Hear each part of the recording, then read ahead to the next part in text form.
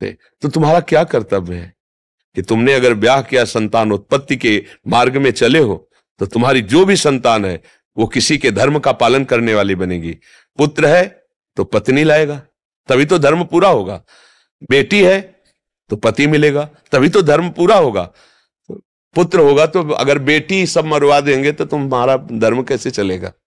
कुछ ज्ञान नहीं, क्योंकि वो लोग ये समझते नहीं कि भयंकर अपराध है, भयंकर, और इसका प्रायश्चित नहीं किया तो भोगना पड़ेगा। ऐसी जगह तुम्हें तड़पा के मारेगा, ऐसी जगह गिराएगा जहां कोई सहयोगी नहीं होगा।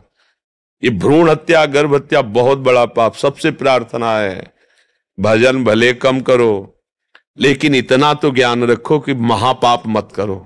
जो महापाप है वो मत करो। अभी कल के सत्संग में था कि इंद्र ने यज्ञ में वज्र पहाड़ च्यवन ऋषि के ऊपर और अश्वनी कुमारों को, तो उन्होंने मंत्र से कृत्या प्रकट की, जो महाअसुर रूप, जिसे मदासुर। तो जब इंद्र मान गए विनय की, तो उस असुर ने कहा मुझे जिस हेतु पैदा किया है अब मैं व्यर्थ तो जाऊंगा नहीं, मुझे बोलो मैं किन का नाश करूं, क्योंकि मैं करूंगा, मैं इसीलिए प्रकट हुआ हूं। तब उन्होंने कहा था जो पराई स्त्री या पराई स्त्री पराई पुरुष का, उसे बेविचार कहते हैं। बेविचार और हिंसा, जैसे गर्भ हिंसा या किसी भी भाव से किसी की हिंसा, और मद्यपान, शराब पीना और मांस, अगर ये जो कर रहे तुम उनके सुकृतों का नाश कर दो, पुण्यों का नाश कर दो। तो कलयुग का भी ऐसी जगह निवास है, आसुरी प्रवृत्तियां भी ऐसी जगह आक्रमण करती हैं। अब आप लोग सत्संग सुन करके जो पूर्व में हुआ भगवान से क्षमा मांगो, आगे कोई गलती ऐसी ना करो। आप लोग हम कौन सा पाप करते हैं? आप जरा थोड़ा सा सोचिए, एक चींटी को भी आप छूना चाहो ऐसे, वो भागेगी अपने प्राण बचाने के लिए। आप मांस खाते हैं, कितने जीवों की हत्या होती है। आप कैसे कैसे अपराध, शराब पीते हैं, ये कोई पेय पदार्थ है जिसको शास्त्र निषेध कर रहा है? वो राक्षसों के लिए, तुम राक्षस तो नहीं, तो उत्तम गति प्राप्त करने के लिए मनुष्यों ने प्राप्त किया है। अब ये भाषण किसको अच्छे लगेंगे? तो बाबा जी इसलिए बोल रहा है, तो फिर आप अपना जीवन देखो कहां गिरता चला जा रहा है, कहां गिरता चला जा रहा है। अरे ये जीवन मिला, खुद आनंदित हो, सबको आनंद प्रदान करो, और अंतिम जब तुम्हारा हो तो ऐसा हो कि फिर जिस माता के गर्भ में इस बार जन्म लिया है, अब उससे नीचे तो ना जाओ। कम से कम मनुष्य योनि की माता के गर्भ से जन्म, तो सुअर कुत्ता की योनि में तो ना जाना पड़े, नीचे तो न गिरना पड़े। अब ना मोक्ष हो ना भगवत प्राप्ति हो, तो कम से कम फिर मनुष्य योनि हो और हम भजन साधन करके भगवान को प्राप्त करें। अभय कुमार जी। महाराज जी आपके चरणों में दंडवत प्रणाम। गुरुदेव, श्री जी के नाम का आश्रय में दृढ़ता कैसे लाएं? नाम जब करता हूं तो मन में भय बना रहता है कि आश्रय को लेकर। गुरुदेव भगवान मार्गदर्शन करें।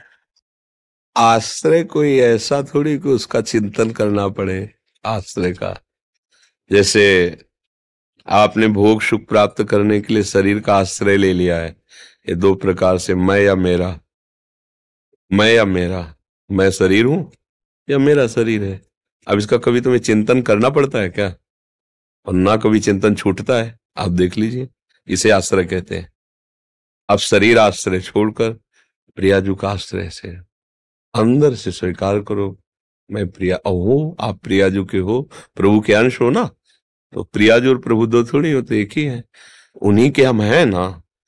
अच्छे से अंदर में बैठा लो, तो उसमें कोई चिंतन करने की जरूरत थोड़ी, उसमें कोई भय या कोई विचार मैं भूल गया।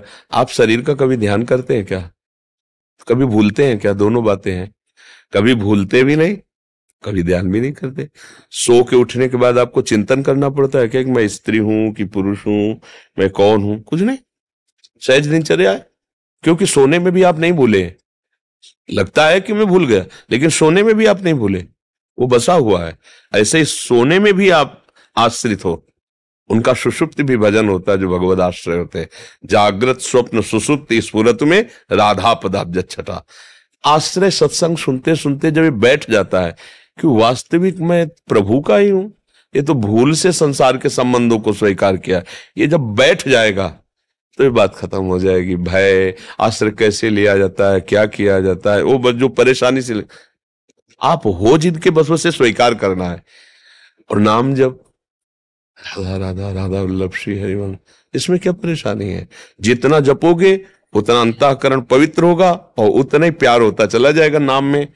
और जैसे जैसे नाम में प्रीति होगी वैसे वैसे रूप प्रकाशित होने लगेगा, भावना बनने लगेगी, और रूप एक बार झलक गया तो बस फिर देह को तुमसे जाए छूट सभी, हो तो परमानंद निमग्न हो जाएगा।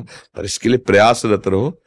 प्रथम देखो, जैसे हम नौकरी करते हैं 1 महीना, तो रोज पैसा तो मिल नहीं जाता, पर मुझे पता है कि मेरा पैसा ये प्लस होकर के 1 महीने में इतने हजार मिलेगा, तो रोज ना मिलने पर भी हम उत्साहित होकर नौकरी करते हैं ना। वो ना दे मालिक तो हो सकता है ना भी मिले, लेकिन हमारा मालिक तो उदार है और हमारी नौकरी अविनाशी है। एक बार बोला राधा तो अविनाशी ही है, या वो कभी मिटने वाला तो है नहीं। तो ऐसा विश्वास करके कि अभी मुझे सुख नहीं मिल रहा, जैसे अभी पेमेंट नहीं मिल रही पर मुझे मिलेगी ना, तो हम 1 महीना बिल्कुल आज्ञा में रह करके जिसके यहाँ नौकरी करते हैं पर पेमेंट मिलती है।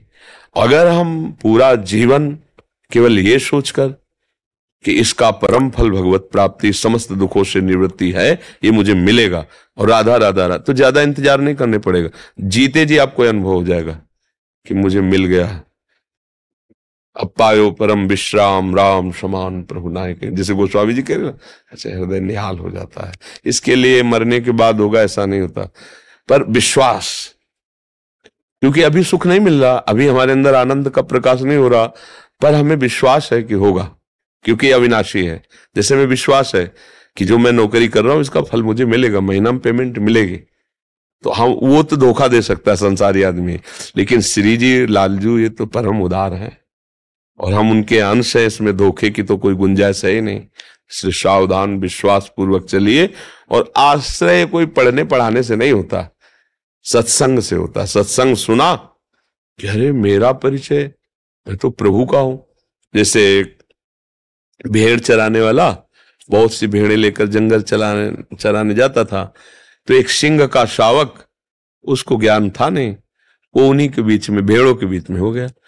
अब धीरे धीरे बड़ा, तो जैसे भेड़ के सांटा मारता वैसे उसके भी मारता। वो बिल्कुल भेड़ों की चाल में चल रहा था। एक दिन भेड़ों को मारने के लिए सिंह आया, तो उसने देखा नौ किशोर सिंह मेरा, तो उसको बुलाया, ये संत उदाहरण से समझाते हैं, और कहा तू भेड़ों के बीच में पिट रहा है गड़रिये से, अरे तू एक दाड़ मार दे तो ना भेड़ दिखाई देगी ना गड़रिया दिखाई देगा, तू साटे खा रहा है। तो नहीं नहीं, हम तो इन्हीं की जाति वाले हैं। बोले तो तालाब के पास गया, बोले देख मेरा जैसा रूप तेरा रूप है? बोले हाँ। बोले अब मैं दाड़ मारता हूं, मार तू।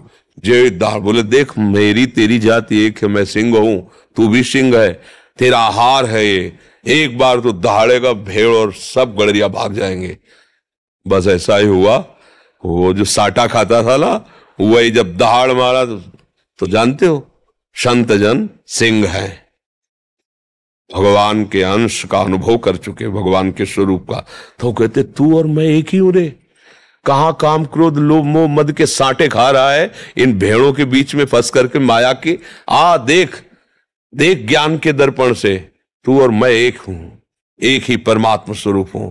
देख पुकार राधा राधा राधा, अभी सब भाग जाएंगे, काम क्रोध लोभ मोह मद मत्सर निहाल हो जाएगा जीव। हम लोग फंस गए, हम कैसे, हम तो नीच, हम तो अधम, हम तो गृहस्थ, हम तो भोगी है। तू भगवान का अंश से थोड़ा उठ तो दाड़ तो मार, देख तो जो चाहेगा कर। तू नारायण बन सकता है, भूत बन सकते हो, कुत्ता बन सकते हो, नाली के कीड़ा बन सकते हो, तुम देवराज इंद्र बन सकते हो, ब्रह्मा बन सकते हो, क्या बनना चाहते हो? भगवान के अंश हो, तुम जो चाहो कर सकते हो, क्योंकि मनुष्य जीवन केवल कर्मों के अधीन नहीं हुआ, इसमें हमें नवीन कर्म करके अपना प्रारब्ध बदलना है। हम जो चाहे वो कर सकते हैं, हमें अवसर दिया गया है। इसलिए खूब नाम जप करो, ये सत्य मार्ग है, इसमें अविश्वास की गुंजाइश न हो, निर्भय मार्ग है, इसमें भय करने का कोई स्थान ही नहीं दिखाई देता है। समझ रहे हैं आप? निखिला जी वृंदावन से। श्री हरिवंश, राधे राधे महाराज जी। महाराज जी, जब से आपके श्रीमुख से पूज्य श्री राधा बाबा का जीवन चरित्र सुनने का सौभाग्य मिला, तब से उन्हीं को गुरु रूप से स्वीकार किया। पर आपसे ये भी सुना कि बिना गुरु दीक्षा के स्वरूप या भावदेह की प्राप्ति नहीं होती। मुझे खुद भी प्रकट गुरु शासन की जरूरत बहुत महसूस होती है, पर किसी और को गुरु रूप में स्वीकार करने का मन नहीं करता। आप कृपा करके मुझे बता सकते हैं कि ऐसा क्या करूं कि पूज्य बाबा की वाणी पढ़िए, खूब राधा राधा जपिए, बाबा को, जब बाबा की छवि विराजमान कर लो और भाव से उनको गुरु मानो। जब आपका भाव दृढ़ हो जाएगा तो छवि छवि नहीं रह जाएगी, सामने आपको अनुभव हो जाएगा कि राधा बाबा बैठे हुए हैं। ये तो भाव देश है, सामने भी बैठे हो भाव नहीं तो बेकार है। और छवि में भी भाव कर लो तो बोलने लगेंगे, उपदेश देने लगेंगे, क्योंकि सत्य वस्तु हर क्षण हर जगह विराजमान, तो छवि में भी विराजमान है। तो छवि विराजमान कर लो बाबा की, और बाबा के जितने उपदेश हैं उनको अपनी गुरुवाणी मान के रख लो और रोज पढ़ो और उसके अनुसार चलो और राधा राधा रटो। बाबा भी राधा राधा रटते थे। हो गया बात, संशय करने की जरूरत नहीं। सुहेन चुटके जी महाराष्ट्र से। राधा वल्लभ श्री महाराज जी आपके चरणों में कोटि कोटि प्रणाम। महाराज जी आप जब भी तीक्ष्ण दृष्टि के साथ जो बात करते हैं वो सीधे हृदय में प्रवेश करती है। आपके सत्संग से जीवन में बहुत परिवर्तन आया है। प्रश्न है कि एकांत में भजन करने पर ऊंची स्थिति, भगवान के लिए रोना प्राप्त होता है, लेकिन संसारिक जनों का संपर्क होते ये स्थिति चली जाती है। अभ्यास कीजिए। किसका अभ्यास कीजिए? तो संसारिक जनों में के बीच में रहते हुए भी भजन अभ्यास बहुत बड़ा बल होता है। अभी क्या है, एकांत में हम अपने इंद्रियों पर शासन कर सकते हैं, और जब व्यवहार में आते हैं तो व्यवहार में फैल जाती है, बहिर्मुख हो जाती है, तो हम शासन नहीं कर पाते, तो हम फिर उसका रस नहीं ले पाते।